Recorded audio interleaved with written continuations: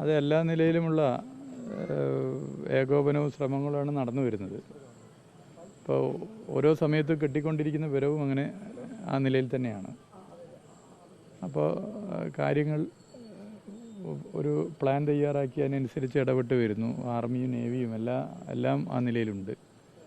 അപ്പോൾ ഉദ്ദേശിക്കുന്ന നിലയിലേക്കുള്ള ഇടപെടൽ നടത്തി ലക്ഷ്യത്തിലേക്ക് കാര്യങ്ങൾ എത്തിക്കാനാകുമെന്നുള്ളത് തന്നെയാണ് പൊതുവെ കരുതുന്നത്.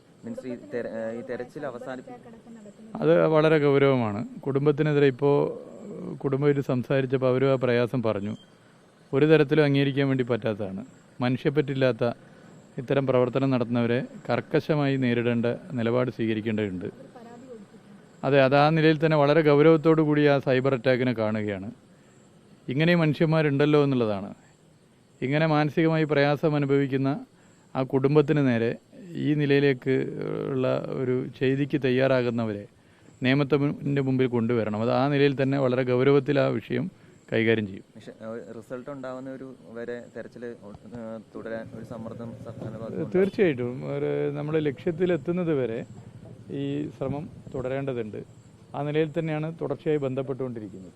അപ്പോൾ അവിടുത്തെ ദേശീയപാതയിലാണ് മണ്ണിടിച്ചിലുണ്ടായത്. ഏതാണ്ട് സമാനമായിട്ട് നമ്മുടെ ജില്ലയിലും പല നമ്മളിപ്പോൾ പിന്നീട് നമുക്ക് പറയാം. ശരി.